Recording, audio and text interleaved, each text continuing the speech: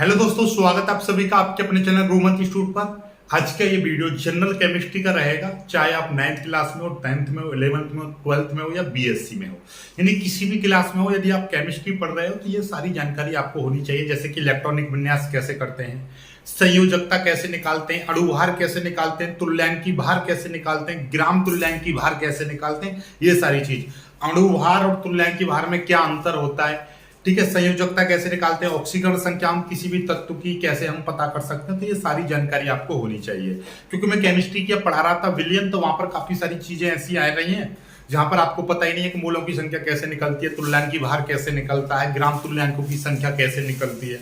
तो वो सारी चीज, वो चैप्टर्स आपको पढ़ने में बहुत ज्यादा कठिनाई होगी, इसलिए ये सारी चीजें आपको एटलीस्ट इलेक्ट्रॉनिक विन्यास कैसे करते हैं, संयोजकता कैसे निकालते हैं और तुल्यांकी भार कैसे निकालते हैं, ये चीज आपको पता होनी चाहिए, जो कि इंटर की केमिस्ट्री में भी लगता है और 11वीं और 9th में भी लगता है, तो आपको पता होना चाहिए। तो उसी कड़ी में हम पहला वीडियो आपको लेकर आ रहे हैं, इलेक्ट्रॉनिक विन्यास कैसे निकालते हैं या इलेक्ट्रॉनिक विन्यास कैसे करते हैं। देन इसके बाद में हम कराएंगे संयोजकता कैसे फाइंड आउट करते हैं, फिर उसके बाद में कराएंगे तुल्यांकी भार, अणुभार ये कैसे निकालते हैं। तो हर चीज को बहुत बारीकी से समझना। देखिए, इलेक्ट्रॉनिक विन्यास हम करते हैं तो ऑफबाउ नियम से करते हैं, ठीक है, और कई सारे नियम है, N+1, बाहुली का अपवर्जी नियम, पाउली का अपवर्जी नियम, हुंड का अधिकतम बहुलता का नियम, काफी सारी चीजें। लेकिन आज हम स्पेशली जो इलेक्ट्रॉनिक विन्यास केवल इससे हो जाता है, ठीक है, सारा इलेक्ट्रॉनिक विन्यास पूरी केमिस्ट्री में इलेक्ट्रॉनिक विन्यास किसके नियम से होता है, ऑफबाउ नियम से। अब आप कहोगे सर ऑफबाउ कोई वैज्ञानिक है? नहीं, यहां से समझ लो, ऑफबाउ कोई वैज्ञानिक नहीं है। ऑफबाउ एक जर्मन भाषा का शब्द है। देखिए, ऑफबाउ नियम आपने देखा होगा, लिखते हैं हुंड का नियम, ठीक है, हुंड का नियम, या आपने देखा होगा न्यूटन का नियम। तो इसका मतलब देखो, यहां से पता चल रही है न्यूटन का नियम, यानी कि ये न्यूटन का नियम है। न्यूटन कोई वैज्ञानिक होगा, उसका कोई नियम है, लेकिन इसके बीच में का नहीं लग रहा है, तो इसलिए ये क्या है, एक शब्द है। क्या है ये ऑफबाउ? एक क्या है, जर्मन भाषा का एक शब्द है। तो कॉम्पिटेटिव के लिए समझ में आ गई हमारी, किस भाषा का, जर्मन भाषा का। इसका अर्थ क्या होता है भाई? इसका हिंदी में अर्थ होता है रचना करना, या आप निर्माण करना, या निर्माण होना, या एक एक करके जोड़ना, या एक एक जोड़ना, या एक एक करके भरना। ये इसका हिंदी में वर्जन है, हिंदी में रूपांतरण है, ठीक है। चलिएगा, इसका अर्थ देखिए, ये नियम क्या कहता है? ये नियम कहता है कि जो इलेक्ट्रॉन, जब हम इलेक्ट्रॉन को, देखिए आपने देखा होगा अणु परमाणु, उनमें कैसे बहुत सारे कोष उपकोष होते हैं, आप जानते हो, कक्षक होते हैं, ठीक है, और कक्षकों में हम क्या करते हैं, इलेक्ट्रॉन भरते हैं, ठीक है। ये सारी चीज आप जानते हो। पहली कक्षा में कितने इलेक्ट्रॉन आएंगे, दूसरी में कितने आएंगे, तीसरी में कितने आएंगे, ये एक परफेक्ट संख्या होती है। इतने ही, पहली कक्षा में 2 ही इलेक्ट्रॉन आ सकते हैं, 2 ही आएंगे, दूसरी में 2, 8 आ सकते हैं, इस तरह से भरा जाता है, ठीक है।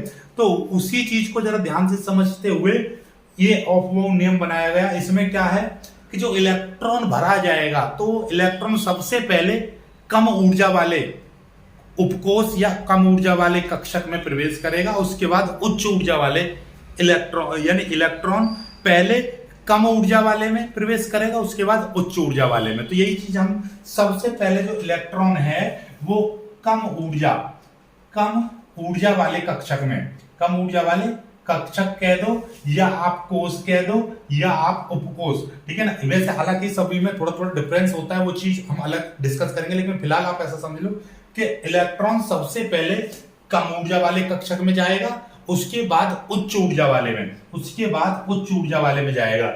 आप यदि देखा है, यदि आप सीढ़ी चढ़ रहे हो, जीना चढ़ रहे हो, तो सबसे पहले पहली सीढ़ी पर कदम रखोगे, दूसरी पर, तीसरी पर, चौथी पर, फिर आराम से पहुंच जाओगे। ऐसा तो नहीं है कि पहली पर कदम रखा, सीधे अंतिम सीढ़ी पर कदम रख दोगे, नहीं, हाथ पांव टूट जाएंगे, हाथ में आ जाएंगे, ठीक है, ऐसा नहीं करना है। तो वही काम यहां पर है कि इस नियम के अनुसार इलेक्ट्रॉन पहले कम ऊर्जा वाले कक्षक में प्रवेश करता है, देन उसके बाद उच्च ऊर्जा वाले कक्षक में प्रवेश करता है। इतना नियम, इतने, इससे सिंपल कहीं पे मिलेगा? बिल्कुल नहीं मिलेगा, ठीक है।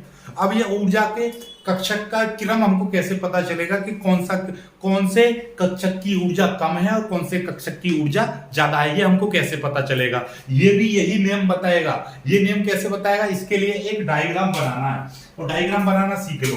ठीक है, अब आपको पता कैसे चलेगी कि किस कक्षक की ऊर्जा कम है और किस कक्षक की ऊर्जा ज्यादा है, तो उसके लिए आपको एक डायग्राम बनाना पड़ेगा। और डायग्राम कैसे बनाना है, ट्रिक से बनाएंगे। देखिए डायग्राम रटोगे तो कभी नहीं बन पाएगा, लेकिन ट्रिक से हम समझाएंगे आपको। देखिए सबसे पहले आपको क्या है, 7 गोले बनाने हैं। कितने गोले बनाने हैं, 1 2 3 4 5 6 और एक में यहां पर कर दे रहा हूं 7। ये 7 गोले बना दिए। ठीक है, फिर इसके बाद में हम क्या करेंगे, एक ऊपर से छोड़ दो, 6 गोले बना दो। देखिएगा 1 2 3 4 5 6 गोले बना दिए।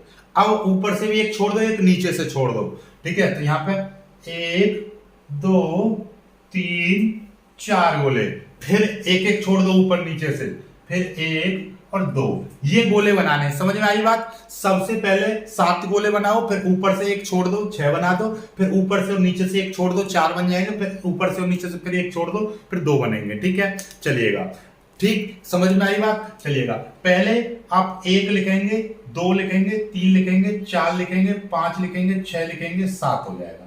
यहां से आपका क्या है, ये देखिए ध्यान से समझ लीजिएगा, ये आपका। ठीक है, इसके बाद ध्यान से बिल्कुल एक एक चीज को बिल्कुल बारीकी से समझेंगे। ठीक है, फिर यहां से 2 से स्टार्ट करेंगे, 2 3 4 5 6 7। ठीक है, फिर यहां पे 3 से स्टार्ट हो रहा है, 3 4 5 6। यहां पे 4 से स्टार्ट हो रहा है, 4 और 5, बस इतने बना दीजिए। ठीक है, अब हमारा सबसे पहली चीज जरा ध्यान से समझेंगे कि हमारे पास में कितने उपकोष होते हैं, एस पी डी एफ, यही है ना। तो यही चीज लिखेंगे। पहले में आप क्या लिखेंगे, पहले में आप लिख दीजिएगा, पहले में एस एस लिख दीजिए, S S S S S S S. इसमें लिख दो P P P P P P. ये डी डी डी और डी, इसमें लिख दो एफ और एफ। इतना काफी है, समझ में आई बात। पहले में एस एस, दूसरे में पी पी, तीसरे में डी डी, चौथे में एफ एफ। ठीक, समझ में आई बात। चलिएगा, अब हमको क्या करना है, देखिएगा ध्यान से समझेंगे। हमको इनको क्या करना है, इस तरह से क्रॉस बनाना है, ऐसे। ठीक है, ये बना दिया। ठीक है, ये इस तरह से क्रॉस जोड़ते चले जाइए, इसको इससे। ठीक है, ये क्रॉस क्रॉस बनाना है, बिल्कुल क्रॉस इस तरह से। ठीक है, लाइन पैमाने से देखोगे तो एकदम बहुत सुंदर दिखाई देती है ये लाइन। ठीक है, इस तरह से। ठीक है, क्रॉस बनाना है आपको इस तरह से। ठीक है, ये क्रॉस बनाना है, ध्यान समझ लीजिएगा, क्रॉस बनाना है। ठीक, ये क्रॉस ही बनाना है और नहीं करना है कुछ भी। ये क्रॉस ऐसे करके क्रॉस बना देना है। यहाँ पे एरो बना दीजिए। ठीक है, दिल चीर दो इनका। ठीक है, ये देखो, ये सब बन गए। अब क्या करना है आपको, अब आपको सिंपली क्या करना है, इसको इसका तीर इसके पीठ से जोड़ दो, ऐसे करके, ए ऐसे, ये ऐसे जोड़ो, ए ऐसे, जुड़ गया ना, जुड़ गया एकदम। बहुत सिंपल है, इससे ज्यादा बहुत इजी गोइंग चल रहा है ना काम, एकदम। ये देखिएगा बहुत सिंपल, अति सुंदर। ऐसा आप कर लोगे, ओके ओके ओके ओके, ये बन के तैयार हो गया आपका। देखिएगा कैसे आपका क्या बन के तैयार हुआ है, ऊर्जा के, निम्न ऊर्जा और उच्च ऊर्जा के कक्षकों का निर्माण हो गया। कैसे देखिएगा, सबसे पहले यहां से शुरुआत करेंगे, स्टार्ट और यहाँ पे आके फिनिश, यहाँ पे आके फिनिश हो जाएगा। देखिएगा कैसे आपका सबसे पहले क्या आ रहा है, 1s आया। 1s से ज्यादा ऊर्जा किसकी है, 2s की। 2s से ज्यादा ऊर्जा किसकी है, 2p की। 2p से ज्यादा ऊर्जा किसकी है, 3s की। 3s से ज्यादा ऊर्जा किसकी है, 3p की। और 3p से बाद में 4s, और 4s के बाद में सीधे यहाँ पहुंचेगा 3d। और 3d के बाद में किसकी ऊर्जा ज्यादा है, 4p की। और 4p के बाद में किसकी है, 5s की। और 5s के बाद में किसकी है, 4d की। 4d के बाद में किसकी है, 5p की। और 5p के बाद में किसकी है, 6s की। 6s के बाद में किसकी है, 4f की। 4f की। इसी क्रम में आगे तक बढ़ते चले जाएंगे, यहां तक पहुंच जाएंगे। 7p पर काम खत्म, इससे ज्यादा आपको करना ही नहीं। बाकी तो बनाते तो और भी चले जाओ, लेकिन कोई फायदा नहीं, इतने से ही काम हो जाएगा। पूरी केमिस्ट्री आपकी बीएससी और एमएससी तक की केमिस्ट्री केवल इतना। यदि आपको रिसर्च करनी है तो ये इनको गोलियों को और ज्यादा आगे बढ़ा दो। ठीक है, आपको रिसर्च नहीं करनी, साइंटिस्ट नहीं बनना, दुनिया का नंबर 1 केमिस्ट्री का ज्ञाता नहीं बनना, केवल इतना है, इंटर पास करोगे, बीएससी करोगे, एमएससी करोगे, पीएचडी तक कर लोगे तो इतना काफी है। ठीक है, चलिएगा आपका इतना काफी है। तो ये चित्र बनाना सीख गए, ये चीज बनाना सीख गए। इनसे इलेक्ट्रॉनिक विन्यास कैसे किया जाता है वो अब मैं आपको सिखाऊंगा। फिलहाल आपने नियम सीख लिया, जल्दी से स्क्रीनशॉट ले लो। इससे ज्यादा इजी और इससे ज्यादा अच्छा लैंग्वेज नहीं मिलेगी कहीं पर भी, ठीक है। बहुत जल्दी इसका स्क्रीनशॉट ले लीजिएगा, फिर आगे बढ़ते हैं। एकदम सिंपल तरीके से आपको समझा। अब सीखते हैं इलेक्ट्रॉनिक्स विन्यास करना। बहुत ही जीरो लेवल से इलेक्ट्रॉनिक्स विन्यास सीखेंगे। देखिए ये मैंने तत्व लिख दिए हैं और यहां से देखिएगा ये मैंने ये लाइन कहां से लिया, ऑफबाउ नियम से। जिन्होंने नहीं देखी है वीडियो को पीछे करो देख लो, ठीक है। ऑफबाउ नियम सीख लिया आपने, ऑफबाउ नियम से ये लाइन आ गई। अब इसी से हम इलेक्ट्रॉनिक विन्यास करेंगे सारे, पूरी केमिस्ट्री के जितने भी तत्व हैं, 100-150 तत्व हैं, 100-120 के अलावा सारे तत्व के सभी इलेक्ट्रॉनिक विन्यास करना सीख जाओगे अभी। लेकिन उससे पहले देखो इसमें क्या आ रहा है, एस आ रहा है, पी आ रहा है, डी आ रहा है, यानी इन कक्षकों में अधिकतम कितने इलेक्ट्रॉन आ सकते हैं वो चीज सीखो, ठीक है। तो आप देखिएगा एस को इसमें कितने, एस 2 अधिकतम इलेक्ट्रॉन आ सकते हैं, पी में कितने आ सकते हैं, 6 आ सकते हैं, और डी में कितने आ सकते हैं, 10, और एफ में 14 अधिकतम इलेक्ट्रॉन आ सकते हैं, ठीक है। इलेक्ट्रॉनिक विन्यास करते समय ये ऑफबाउ नियम से ये लाइन आई है, ऊर्जा स्तरों का बढ़ता क्रम ये आया है, तो ये तो इंपॉर्टेंट है ही। साथ में एक चीज और इंपॉर्टेंट है, स्थायित्व, स्टेबिलिटी। तो तत्वों की स्टेबिलिटी का भी बहुत ज्यादा ध्यान रखना पड़ेगा। स्टेबिलिटी ऐसा समझो, देखो स्टेबिलिटी को जैसे एक कोई आदमी है ऐसा समझो, मैं आपको एक चीज दैनिक जीवन का उदाहरण बता रहा हूं, उससे केमिस्ट्री रिलेट हो जाएगी। देखिए एक आदमी है और आपका इसके 3 भाई हैं, यानी 3 बच्चे हैं, 1 2 3, ठीक है। और इस पे कुछ संपत्ति है, तो यदि तीनों भाइयों में वो बराबर बराबर बांट देगा तो इसमें क्या हो जाएगा, स्टेबिलिटी बन जाएगी, यानी तीनों में क्या हो जाएगा, स्टेबिलिटी आपकी बनी रहेगी। लेकिन इस आदमी ने थोड़ा सा भी गड़बड़ कर दी, यानी कि पहले वाले बच्चे को कुछ ज्यादा हिस्सा दे दिया, दूसरे को कुछ ज्यादा दे दिया, तीसरे को कुछ ज्यादा दे दिया, तो समझ लो स्टेबिलिटी गड़बड़ आ जाएगी। मतलब ये यदि बराबर रहेगा सभी पर बराबर, नॉर्मली सभी की फितरत होती है। आप यदि किसी कंपनी में 5 लोग पार्टनर हैं या 3 लोग पार्टनर हैं एक कंपनी में, और कंपनी का प्रॉफिट यदि कुछ कंपनी का प्रॉफिट हो रहा है, यानी कि 100 करोड़ रुपए का प्रॉफिट हो रहा है, तो यदि ये 100 करोड़ तीनों में बराबर बराबर बट जाएगा तो कंपनी लॉन्ग समय तक चलती रहेगी। यदि इन 100 करोड़ में से कोई एक तो ज्यादा ले ले, दूसरा ले ले कम, तो क्या हो जाएगा, कंपनी में क्या होने लगेगा, फिर गड़बड़ होने लगेगी, यानी कि उनकी स्टेबिलिटी कम हो जाएगी। एक समय ऐसा आएगा कि उनमें लड़ाई होने लगेगी और कंपनी डूब जाएगी। वही घर में होता है, यदि 3 भाई हैं, तीनों को बराबर दे दिया जाए हिस्सादार, तो सही कुशल रहते हैं, नहीं तो फिर गड़बड़ होने लगती है, आगे चल के लड़ाई दंगे होने लगते हैं, ठीक है। अरे खसर पसर बंद करो, ठीक। तो ये चीज होती है, कि समझ पा रहे बात को, तो ये चीज है। तो इसका मतलब वही चीज यहां पर होती है कि स्टेबिलिटी कब बनती है, ऐसा समझो। उसके लिए एसपीडीएफ की संरचना देखो, एस का होता है 1 डब्बा, पी के होते हैं 3 डब्बे, डी के होते हैं 5, एफ के होते हैं 7, क्योंकि एक डब्बे में आते हैं 2 इलेक्ट्रॉन। तो स्टेबिलिटी का मतलब मैं ये समझाना चाह रहा हूं, यदि एस कोच में पूरा भर गया तो स्टेबल हो जाएगा, कोई दिक्कत नहीं है। ये अधिक स्टेबल कहलाएगा, यानी कि अधिक स्थायी कहलाएगा, इसका स्थायित्व तो ज्यादा होगा। पी में 6 आ जाएंगे तो पी का भी अधिक हो जाएगा। लेकिन यदि पी में 6 नहीं आए, मान लीजिए एक पी में 5 इलेक्ट्रॉन है और एक पी में 3 इलेक्ट्रॉन है, तो जरा देखो, यदि मैं 1 इलेक्ट्रॉन और 1 इलेक्ट्रॉन तीनों को ऐसे भर देंगे तो तीनों डिब्बा में 1-1 आ जाएंगे, तो अधिक स्टेबल हो जाएंगे। लेकिन जब 5 इलेक्ट्रॉन भरेंगे, 3 हो गए और ये 4 और ये 5, तो अब ये वाला डिब्बा खाली रह गया, तो अब ये भाई आंदोलन करेगा कि भाई मुझे भी 1 इलेक्ट्रॉन चाहिए, तो अब ये स्टेबल नहीं रहेगा। तो इसका मतलब ये हुआ कि यदि पी को स्टेबल करना है तो या तो इसमें तीनों में 6 इलेक्ट्रॉन हो जाएं, 2-2 तीनों में दे दो, या तीनों में 1-1 इलेक्ट्रॉन दे दो, तो स्टेबल कहलाएगा, यानी कि तीनों में से कोई भी विद्रोह नहीं करेगा। तो मतलब ये है, कॉमन सेंस वाली बात ये है, यदि एस में 2 इलेक्ट्रॉन है तो स्टेबल कहलाएगा, और इसमें 1 इलेक्ट्रॉन है तो भी ये स्टेबल कहलाएगा। लेकिन पी में या तो 6 इलेक्ट्रॉन हो तब स्टेबल कहलाएगा, या आपका 3 इलेक्ट्रॉन है तब स्टेबल कहलाएगा, या तो तीनों में 1-1 दे दो, या ऐसे तीनों में डबल डबल कर दो तो स्टेबल कहलाएगा। बीच में कोई स्टेबिलिटी नहीं मानी जाएगी। मान लीजिए पी के पी में 2 ही इलेक्ट्रॉन है, एक में बढ़ दिया, एक डिब्बे में बढ़ दिया, तो ये वाला तो आंदोलन करेगा ही, क्योंकि इसके पास है नहीं, ठीक है। ऐसे ही डी में या तो इनमें सभी में 2-2 इलेक्ट्रॉन डाल दो या 1-1 डाल दो, एक एक डालेंगे तो मतलब कितना 5 इलेक्ट्रॉन। तो स्टेबल कब कहलाएगा, या तो डी में 10 इलेक्ट्रॉन हो स्टेबल के लिए या 5, ऐसे ही एफ में या तो 14 हो या 7 हो। बस ये कॉन्सेप्ट समझ गए तो इलेक्ट्रॉनिक विन्यास हो गया, ये समझ लो बस। ठीक है, चलिएगा। तो ये चीज स्टेबिलिटी का कॉन्सेप्ट समझ में आ गया तो बस चलो काम खत्म। आप देखिए सीधे सीधे काम खत्म करते हैं और स्टार्ट करते हैं। देखिए इलेक्ट्रॉनिक विन्यास कैसे करेंगे हम। इलेक्ट्रॉनिक विन्यास देखो, पहला ले ले हाइड्रोजन। हाइड्रोजन का क्रमांक कितना है 1, तो इसमें कितने इलेक्ट्रॉन होंगे हाइड्रोजन में 1, जितना क्रमांक होता है उतने इलेक्ट्रॉन होते हैं।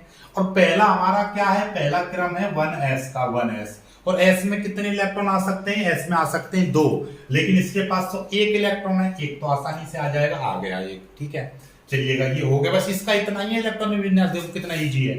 ठीक है, चलिएगा।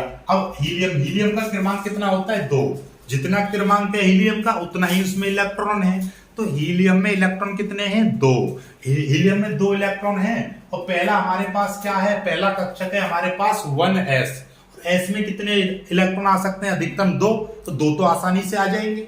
ठीक है, ऐसे समझो, आप ऐसा समझो कि s के पास एक डब्बा है और इसमें 2 लीटर चीनी या 2 लीटर दूध आ सकता है।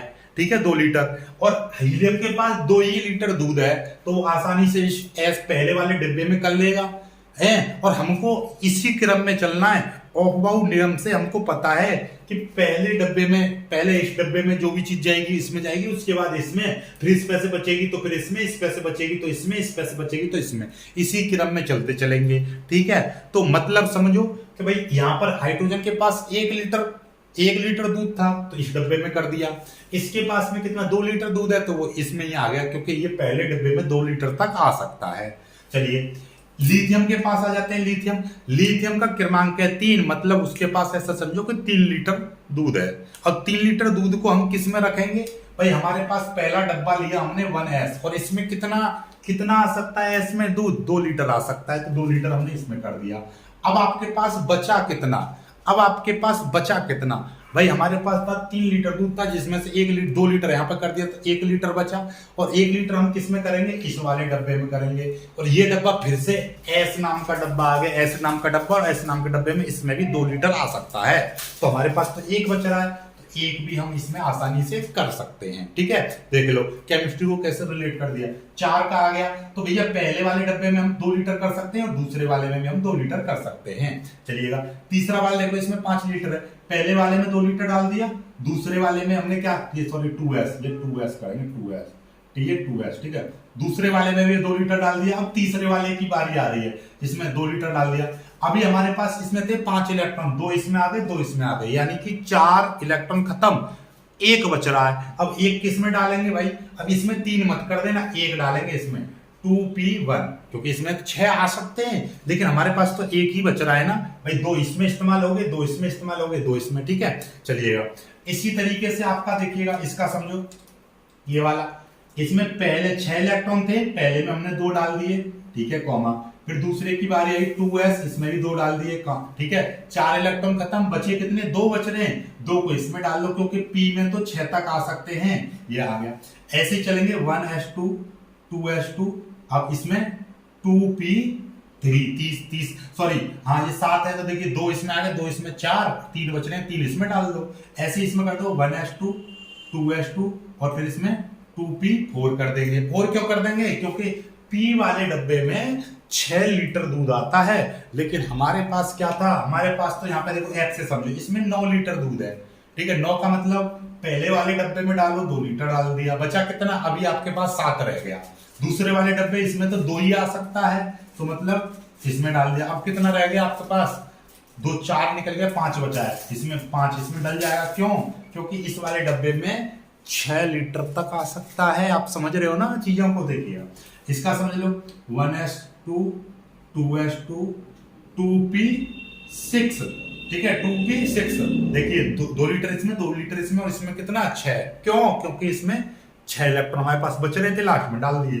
चलिए 11 का समझो, 11 का देखिए पहले वाले में 2 डाल दिए, दूसरे वाले में 2 डाल दिए, और तीसरे वाले यहां तक गए 6 में, क्योंकि अभी भी हमारे पास 2 गए, 11 थे, 11 में से 2 गए, 9 बचे, 2 और चले गए, तो अभी कितने 7 बच रहे हैं। अब इसकी बारी आ रही है, इस वाले की, तो इसमें कितना डालेंगे 2p6, क्योंकि 7 है ना, 6 चलेंगे तो अभी भी 1 बच रहा है, 1 किसमें चला जाएगा 3s1 में चला जाएगा। ठीक है, चलिएगा।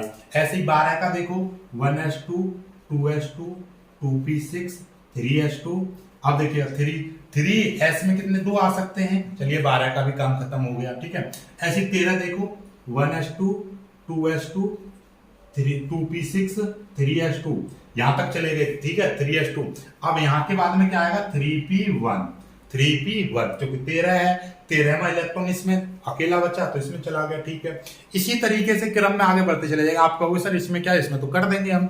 ठीक है, और सीखो 14वां देखो 1s, देखिए पहले वाले में 2 इलेक्ट्रॉन, क्योंकि 14 लीटर दूध है, पहले में 2 लीटर डाल दिया। दूसरा आया 2s, इसमें 2 लीटर पड़ जाएगा। ठीक है, अभी कितना 4 चला गया। दूसरे में 2p6 डाल देंगे, इसमें कितना हो गया 2 और 4 6, 2 और 2 4 और 6 10 लीटर खत्म हो गया। अभी 4 लीटर और बच रहा है, 4 इसमें डालेंगे, इसमें तो 2 ही आ सकता है, अभी 2 और बच रहा, 2 इसमें चला जाएगा 3p2। इसी तरीके से ठीक है, चलिएगा। ऐसे ही 1s2 2s2 2p6 और 3s2, और ये क्या हो जाएगा 3p3 हो जाएगा। ऐसे ही आपका ये 3p4 हो जाएगा, ये 3p5 हो जाएगा, ये 3p6 हो जाएगा। ठीक है, इतना समझ में आया यहाँ तक ये, क्योंकि आगे बढ़ता चला जाएगा इसमें। चलिएगा 19 वाला आ गया। 19 वाला कैसे करेंगे, ठीक है, 19 वाला देखिएगा। 19 वाला ऐसे ही हो जाएगा, देखिएगा 1s2, पहले वाला यहीं से स्टार्ट करो, पहले वाले में डाल दिया, फिर 2s2 डाल दिया, दूसरे वाले में इसमें 2p6 डाल दिया, और ये 3s2 डाल दिया, और ये 3p6 डाल दिया।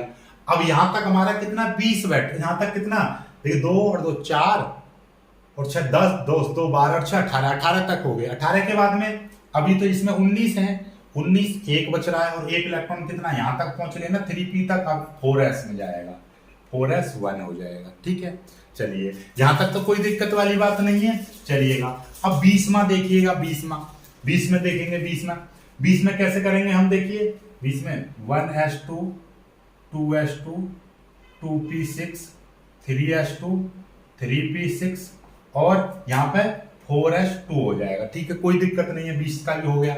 21वां देखेंगे, 21 का कैसे करेंगे हम, 21 का भी ऐसे हो जाएगा 1s2 2s2 2p6 3s2 3p6 और 4s2। ये यहां तक तो 20 हो ही गया। 20 के बाद में 21 की बारी आएगी तो 3d1 हो जाएगा। ठीक है, चलिएगा यहां तक कोई दिक्कत नहीं है। ऐसे ही आपका ये देखिएगा 1s2 यहां तक हो जाएगा, यहाँ पर 3d2 हो जाएगा। ठीक है, 3d2 दूसरा है 22वां। ऐसे यहाँ पर 3d3 हो जाएगा। लेकिन ठीक है, लेकिन ये देखिएगा ये वाला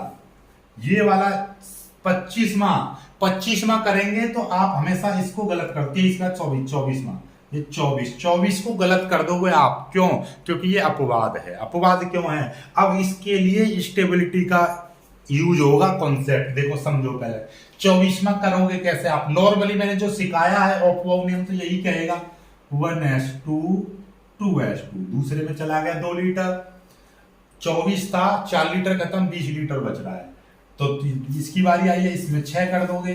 ठीक है, तो अभी कितना बचा 14 बच रहा है। इसमें कितना डाल दोगे, इसमें 2 डाल दोगे, अभी भी 12 बच रहा है। इसमें कितना 6 डाल दोगे, 6 अभी भी 6 बच रहा है। इसमें कितना डाल दोगे, 2 डाल दोगे, चलिएगा अभी भी 4 बच रहा है। तो इसमें 3d4 कर दोगे, इसमें 3d4 कर दोगे, ये चीज देखिएगा। और यहीं तक इतना छोड़ दो। आपने जो अब तक सीखा उसके अकॉर्डिंग तो ये सही है, लेकिन केमिस्ट्री इसको गलत कर देगी यदि आप कर दोगे। आपने किसी ने पूछा कि इसका इलेक्ट्रॉनिक विन्यास करो, आपने इतना कर दिया, ये गलत माना जाएगा। गलत क्यों माना जाएगा, जरा समझो कि ये वाला जो है 3d4, यानी कि डी में आपने 4 इलेक्ट्रॉन दिए हैं। डी में कितने दिए हैं, 4 इलेक्ट्रॉन। ठीक है, अब ये वाला खाना लड़ रहा है कि भाई तूने मुझ में 1 इलेक्ट्रॉन और डाल दिया होता तो तेरा क्या बिगड़ जाता। ये विद्रोह कर रहा है कि यदि हम पांचों के पांचों बराबर हो जाते, 1 इलेक्ट्रॉन हो जाते, तो हम स्टेबल हो जाते, हम स्थायी हो जाते। यदि मेरे पास 1 इलेक्ट्रॉन होता तो डी भाई साहब एस से रिक्वेस्ट कर रहे हैं, क्योंकि एस के पास में क्या है, यहां पर देखो ऐसी कंडीशन बन रही है, इसके पास तो 2 इलेक्ट्रॉन है और डी के पास में 4 हैं।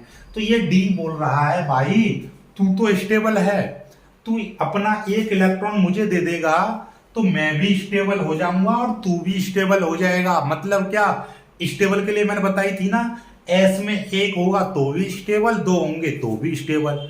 और यहां पर क्या है, इसमें कितना 5 इलेक्ट्रॉन हो जाएंगे तो ये स्टेबल। तो ज्यादा स्टेबल कब होगा, देखिएगा ये क्रोमियम कहेगा कि मेरे पास 2 स्टेबल हैं, 2 स्टेबिलिटी हैं तो मैं ज्यादा स्टेबल हूं।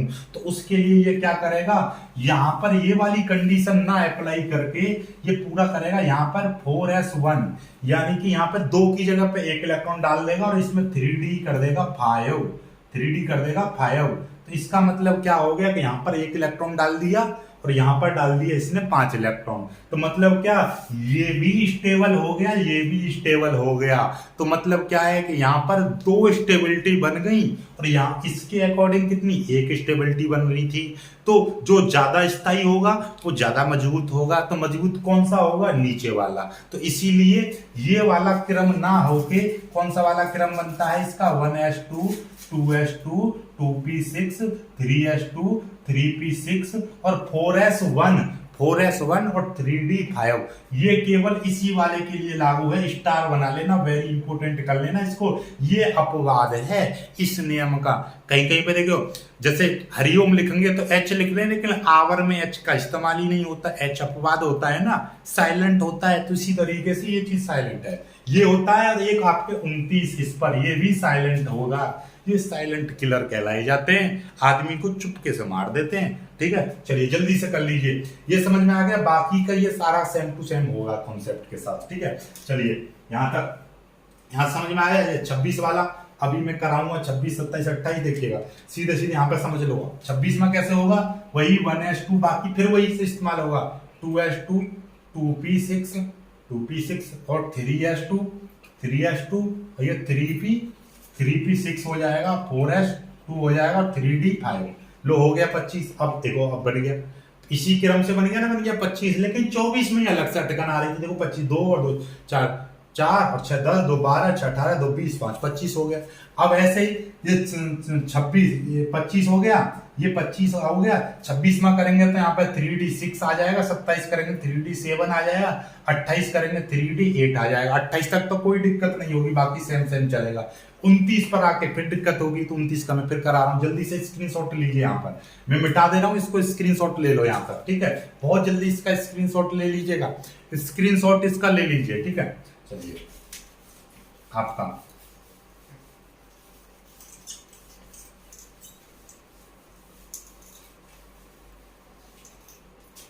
देखिएगा 29 में समझो, 29 कॉपर। देखिए 1s2 2s2, देखिए यहां पर चला गया 2, इसमें डाल दो 6। ठीक है, 3s2 इसमें 2 डल जाएगा, इसमें 6 डल जाएगा, इसमें 2 डल जाएगा। देखो कितने हो गए, 2 4 6 10, 2 12, 6 18, 2 20 तक काम खत्म, यहां तक पहुंच गए। अब यहाँ पर 3d कितने होते हैं, वैसे तो हमारे पास कितने 29 है, यहाँ पर कितना हो गया 2 2 4 6 10 12 6 18, तो 20 हो गया। और 9 29 ऐसे आना चाहिए।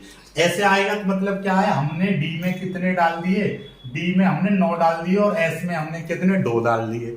अब फिर से ये वाला लड़ेगा कि भाई तूने मेरे सभी भाइयों को 2 इलेक्ट्रॉन दिए, मुझको क्यों 1 दिया, मैं विद्रोह करूंगा। इसलिए ये एस के पास गया कि भाई आप भी स्टेबल रहो और हमको भी स्टेबल कर दो, तो 1 इलेक्ट्रॉन हमको दे दो ना दान में। तो ये भाई साहब एस दयालु किस्म के होते हैं, ये दे देते हैं। तो ये क्या हो जाएगा, अब ये भी स्टेबल हो जाएगा, ये भी स्टेबल हो जाएगा, तो 2 स्टेबिलिटी बन जाएंगी। इसीलिए ये वाला क्रम हो जाएगा गलत, यहाँ पर ये क्रम हो जाएगा सही। 1s2 2s2 2p6 3s2 3p6 और ये देखिएगा इसको करेंगे हम 4s1। यहाँ पर देखिएगा ये क्या है, यहाँ पर हो जाएगा 4s1 और 3d ये हो जाएगा 10, ये हो जाएगा सही। ये सही क्यों हो गया, क्योंकि यहां से 1 इलेक्ट्रॉन किसको दे देगा, ये एस इसको दे देगा। केवल 1 इलेक्ट्रॉन दे सकता है और ज्यादा नहीं, ये केवल 29 वाले पर लागू होता है। और और किसी पर नहीं, और एक 24 वाले पर। एक दो और हैं जो मैं आपको बता दूंगा, ठीक है। फिर बाकी क्रम तो 30वां वही है, सेम 30वां जिंक वही 1s2 2s2 2p6 3s2 3p6 3d कितना 10 हो जाए, फिर 3p के बाद में 4s2 और 3d 10, ये देख लो बन गया लो। बाकी 30 का बन गया ना, बन गया। देखो इसी क्रम में 1s3 पिट पिट पिट पिट पिट पिट करके यहाँ पर 4s रहेगा, 3d यहाँ पर 10 हो जाएगा, बात खत्म, ठीक है। ऐसे ही आपका 3d के बाद में 3d के बाद में 4p आएगा, तो 4p इसी के बाद में आपका 4p आ जाएगा, यहाँ तक सेम रहेगा। 4p1 4p2 4p3 4p4 4p5 4p6 इस तरीके से। तो ये आपका क्या हो जाए 31 32 33 34 35 यहाँ तक हो गए। इसी क्रम में आगे बढ़ते चले जाएंगे। बस जहां पर ऐसी कंडीशन बने S पर 2 आ जाए और 3D यानी किसी भी D पर 4 आ जाए तो उसको आप क्रॉस कर दीजिएगा, और S पर 2 और D में D कोई भी D आ जाए 3 4 या 5 6 आ जाए या 7 8 आ जाए, कुछ भी आ जाए, मतलब इन क्रम को तुम्हारा बोली, बस इसका ये कंडीशन ध्यान रखो। S पर 2 और D पर 4 आ जाए, S पर 2 और D पर 9 आ जाए तो वो गलत माना जाएगा। उसकी जगह पर हम यहाँ पर 1 कर देंगे और यहाँ पर क्या कर देंगे 5 कर देंगे, और इसकी जगह पर 1 कर देंगे और यहाँ पर आप 10 कर दोगे, बस ये है आपका, ठीक है। तो आई होप कि आप इलेक्ट्रॉनिक्स विन्यास करना सीख गए होंगे। अभी भी ना सीखो तो भैया चुल्लू और पानी लेना, उसमें डूब जाना, क्योंकि इससे ज्यादा इजी कोई नहीं समझा सकता आपको। वीडियो को लाइक करना, शेयर करना और चैनल को सब्सक्राइब जरूर कर लीजिएगा।